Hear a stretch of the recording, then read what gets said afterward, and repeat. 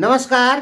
इस वीडियो में आपको सुनने को मिलेगा कि जब नेपाल को सैनिक सहायता की जरूरत थी तब भारत और अमेरिका ने नेपाल के साथ में धोखा किया और चीन ने नेपाल की हर संकट के समय में मदद की। दूसरा, सुनने को मिलेगा कि नेपाल के लोग चीन को अपना मित्र मानते हैं, लेकिन आपको शायद ये पता नहीं है कि चीन के लोग भी नेपाल को अपना एक सच्चा मित्र मानते हैं। पाकिस्तान को चाइनीज लोग अपना सच्चा मित्र बिल्कुल नहीं मानते हैं, लेकिन नेपाल को जरूर मानते हैं। नेपाल ने भी चीन को सैनिक सहायता दी है।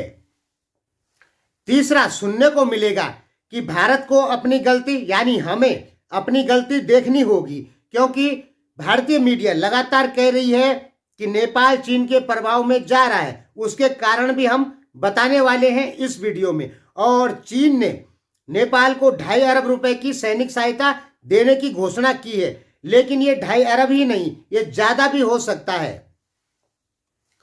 तो ये सब आपको इस वीडियो में सुनने को मिलेगा। तो करते हैं शुरू। तो दोस्तों, बात क्या है?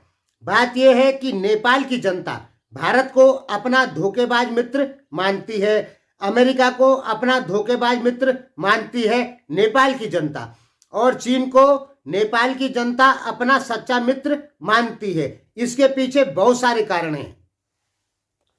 एक दो कारण हम आपको बताएंगे।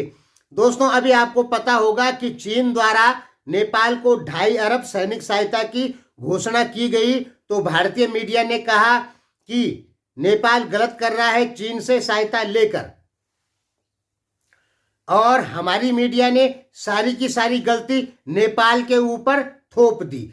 लेकिन दोस्तों, मैं ये कहना चाहता हूं कि हमें अपनी कुछ गलतियां देखनी होंगी, जिसके कारण नेपाल चीन के प्रभाव में जा रहा है, या नेपाल की जनता चीन को अपना सच्चा मित्र मान रही है और भारत को एक धोखेबाज मित्र के रूप में देख रही है नेपाल की जनता। इसमें गलतियां कुछ न कुछ हमारे द्वारा जरूर हुई है। एक दो उदाहरण हम दे देते हैं। वैसे आप डिस्क्रिप्शन में एक वीडियो देख लेंगे तो आपको और भी जानकारी होगी। तो एक दो उदाहरण हम आपको देते हैं। सैनिक सहायता की जहां तक बात है, 1950 भारत नेपाल मैत्री संधि के तहत शायद धारा 1 या 8 के अंतर्गत ऐसा है कि नेपाल यदि कोई हथियार खरीदेगा तो उसको भारत से पूछना होगा। ये धारा 1 या 8 के अंतर्गत है। तो 1990 तक नेपाल भारत को अपना भाई मानकर चलता था, ठीक है। 1990 के दशक में क्या हुआ कि नेपाल में माओवादी जब सर उठाने लग गए तो किंग वीरेंद्र ने कोशिश किया कि शुरू में ही माओवादियों को कुचल दिया जाए। तो राजा वीरेंद्र ने भारत से हथियारों की सहायता मांगी, तो भारत ने मना कर दिया और ब्लॉकेट लगा दिया और हथियार भी नहीं दिए। तब चीन ने नेपाल को हथियार दिए। एक तो यहां पर नेपाल को उस समय हथियारों की सख्त जरूरत थी, तो भारत ने मना कर दिया। तब चीन ने नेपाल को हथियार दिए, यानी चीन ने मुसीबत के समय में नेपाल की मदद की।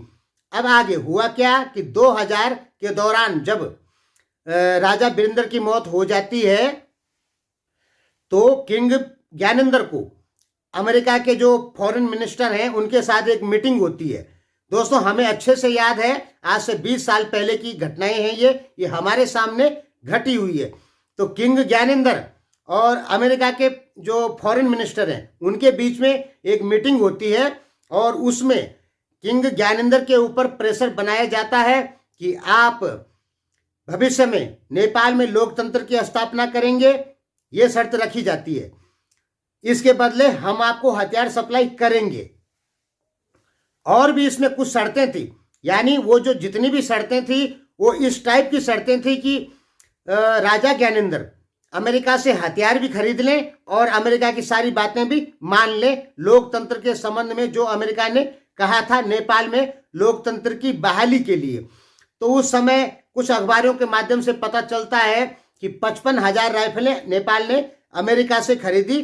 2002 की बात है ये। कोई अखबार 17,000 भी कहता है, कोई अखबार 55,000 भी कहता है। तो इतनी राइफलें नेपाल ने अमेरिका से खरीदी। क्योंकि अमेरिका ने प्रेशर दे दिया था किंग ज्ञानेंद्र के ऊपर कि यदि आप हमारी राइफलें नहीं खरीदते हो तो हम माओवादियों को ज्यादा हथियार देंगे। तो किंग ज्ञानेंद्र ने सप्लाई वहां से अमेरिका से राइफलों की सप्लाई ले ली, ठीक है। उसके बाद जो राइफलों में गोलियां वोलियां होती हैं, ये सब सप्लाई हुई अटल बिहारी वाजपेयी सरकार द्वारा। लेकिन वाजपेयी सरकार पे अमेरिका का पूरा प्रेशर था कि नेपाल को कोई हथियार ना दे, लेकिन अटल बिहारी वाजपेयी गुपचुप तरीके से नेपाली किंग को सहायता देते रहे। अब आता है 2005। तो 2005-4 के दौरान अटल बिहारी वाजपेयी की सरकार चली जाती है और कांग्रेस की सरकार बन जाती है। और अमेरिका ने कांग्रेस पे प्रेशर डाला कि नेपाल को कोई भी हथियार नहीं दिए जाएं। उसके बाद किंग ज्ञानेंद्र को हथियारों की बहुत ज्यादा जरूरत पड़ गई। तो हुआ क्या कि न तो अमेरिका ने नेपाल को हथियार दिए और ना ही भारत ने नेपाल को हथियार दिए। तब चीन नेपाल की मदद के लिए आगे आया और किंग ज्ञानेंद्र को उसने बहुत सारे हथियार दिए। इससे क्या हुआ कि चाइना की गुडविल बन गई नेपाल में। सत्ता का संघर्ष तो माओवादी और राजा के बीच में चल रहा था, जनता के बीच में नहीं चल रहा था। तो जनता ये चीज समझती है कि चीन ने हमें मदद किया उस समय। तो अब जो भारत कहता है कि नेपाल हमसे पूछ के सामान या हथियार नहीं खरीदता है, अपनी मर्जी से खरीदता है, ये 1950 संधि भारत नेपाल मैत्री संधि का उल्लंघन है। देखिए दोस्तों, नेपाल को जब हथियारों की आवश्यकता थी तब भारत और अमेरिका द्वारा नेपाल के ऊपर प्रतिबंध लगाए गए, उनको हथियार नहीं दिए गए। तो नेपाल क्यों खरीदेगा भारत को पूछ के हथियार? क्योंकि जिस समय नेपाल को हथियारों की जरूरत थी उस समय चाइना नेपाल की मदद किया, अमेरिका और भारत नहीं किए। तो आज अगर नेपाल चाइना से हथियार खरीदता है तो हमको बोलने का कोई अधिकार नहीं है कि नेपाल चीन से हथियार क्यों खरीद रहा है। क्योंकि जब जब नेपाल को हथियारों की आवश्यकता हुई है तब भारत ने मना किया, अमेरिका ने भी मना किया अपने स्वार्थों को देखकर। तो इस प्रकार की बहुत सारी ऐसी घटनाएं हैं कि नेपाल की जनता चाइना के ऊपर ज्यादा भरोसा करती है। जैसे इंडिया की जनता कहती है कि रूस हमारा सच्चा मित्र है और अमेरिका हमारा धोखेबाज मित्र है। और ये बात सही है कि अमेरिका भारत का एक धोखेबाज मित्र है। अमेरिका भारत का साथ देगा ये कहा नहीं जा सकता है।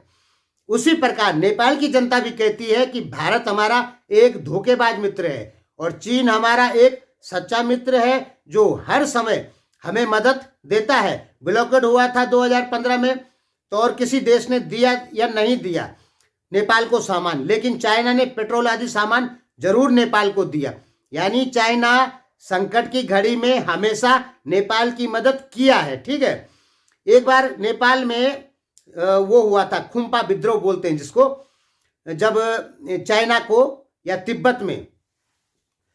तिब्बत को आजाद कराने के लिए अमेरिका ने एक फोर्स का गठन किया था जो गुरिल्ला वार लड़ते थे चाइना के सैनिकों से। और चाइना के जो सैनिक हैं वो मारे जा रहे थे। यानी ऊंचे ऊंचे पहाड़ों पे तिब्बती लोग अमेरिका के सहयोग से चाइना की आर्मी के ऊपर हमला करते थे। तो ऑपरेशन खुम्पा उसको बोलते हैं, ठीक है। तो उस समय क्या हुआ था कि ये तिब्बती जो लोग हैं उन्होंने चाइनीज सैनिकों को मारना चालू कर दिया था। चाइना के लिए बहुत मुसीबत खड़ी कर दी थी। तब क्या हुआ था कि वहां के किंग ने ऑपरेशन खुम्पा करके उन जो तिब्बती विरोधी जो लोग थे, तिब्बत को जो अलग करवाना चाहते थे, उनको नष्ट किया। यानी कि तिब्बत को आजाद कराने वाले जो सैनिक थे, जो तिब्बत को आजाद कराने चाहते थे जो सैनिक, उनसे चाइना नहीं सक रहा था। क्यों नहीं सक रहा था? क्योंकि वो पहाड़ों पे लड़ रहे थे। तब लास्ट में चाइना को नेपाल से मदद मांगनी पड़ी और नेपाल के किंग ने उन सब विद्रोहियों को कुचल दिया। इसलिए चाइना अच्छे से जानता है कि नेपाल हमारी मदद करता है संकट के समय में। यानी तिब्बती मामले में किसी प्रकार का कोई संकट चाइना के ऊपर आता है तो नेपाल तिब्बत की मदद या चाइना की मदद जरूर करता है। इसलिए चाइना के लोग या चाइना की कम्युनिस्ट सरकार नेपाल को अपना सच्चा मित्र मानती है, पाकिस्तान की अपेक्षा। क्योंकि पाकिस्तान और चाइना की दोस्ती केवल और केवल स्वार्थ तक सीमित है, जबकि नेपाल और चाइना की दोस्ती में स्वार्थ नहीं है। ये संकटकालीन दोस्ती है, यानी संकट के समय में चीन नेपाल की मदद करता है और नेपाल से जो होता है वो भी चीन की मदद करता है। और संकट के समय में भारत के द्वारा नेपाल की मदद नहीं की जाती है। यहां पर सैनिक सहायता की बात हो रही है, आर्थिक सहायता की बात बिल्कुल नहीं हो रही है, और जो प्राकृतिक आपदाएं होती हैं उनकी बात नहीं हो रही है। सैनिक सहायता की जरूरत जब नेपाल को पड़ती है तो चाइना नेपाल की मदद करता है, ठीक है। भारत उस समय नहीं करता है। इसलिए नेपाल के लोगों को लगता है कि भारत हमारा धोखेबाज मित्र है और चीन हमारा सच्चा मित्र है। चीन भी नेपाल को सच्चा मित्र ही मानता है। पाकिस्तान की तरह स्वार्थ वाला दोस्त नहीं मानता है चीन नेपाल को। कह सकते हैं कि चीन में जो विरोधी होते हैं, चीन विरोधी लोग होते हैं तिब्बत में, उनको कुचलने में नेपाल चीन की मदद करता है, ठीक है। और नेपाल में जो कोई विरोधी पैदा हुए हैं माओवादी आदि, उनको कुचलने में चीनी कम्युनिस्ट सरकार ने नेपाल की मदद की है हथियारों से।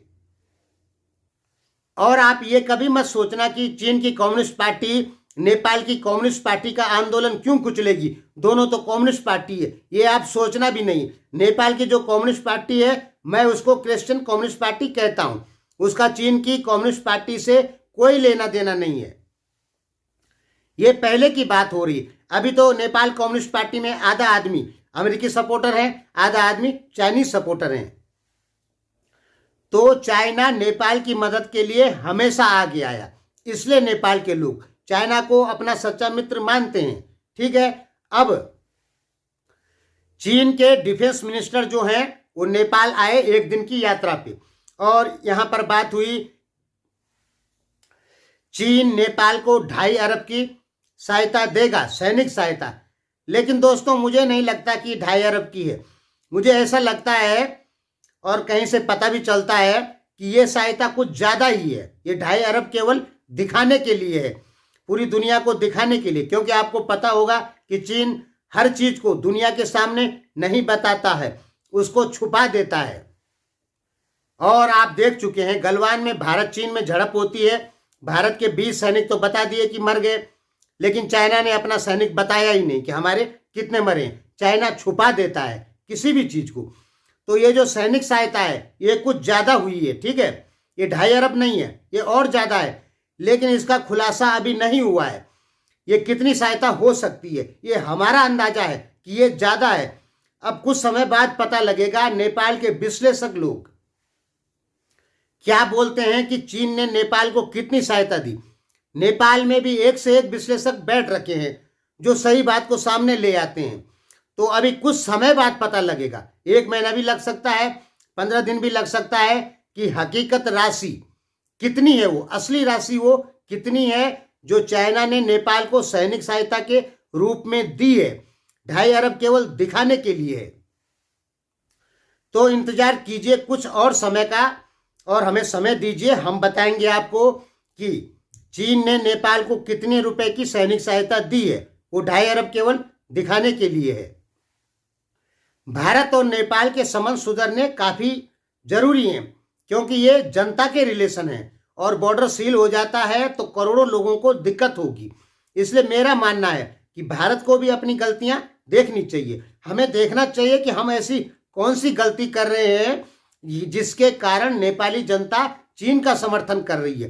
पार्टियां करती हैं वो बात अलग है, नेपाल कम्युनिस्ट पार्टी चीन का समर्थन करे, अमेरिका का समर्थन करे, वो चीजें अलग है। लेकिन जब जनता करने लग जाए समर्थन किसी देश का, या जब नेपाल की जनता चीन का समर्थन करने लग जाए, तो हमें मान लेना चाहिए कि कहीं ना कहीं हमारे द्वारा नेपाल के साथ में कुछ ना कुछ गलतियां हो रही है, क्योंकि जनता समर्थन करने लग गई है। और जब जनता समर्थन करती है तब होती है दिक्कत। सरकारें समर्थन करेंगी, नेपाल की सरकार, चाइना, अमेरिका, किसी को भी, तो भारत को कोई प्रॉब्लम नहीं। लेकिन जब जनता करने लग जाएगी समर्थन चाइना को, तो भारत को कहीं ना कहीं दिक्कत जरूर होगी। धन्यवाद दोस्तों, आज के लिए इतना ही।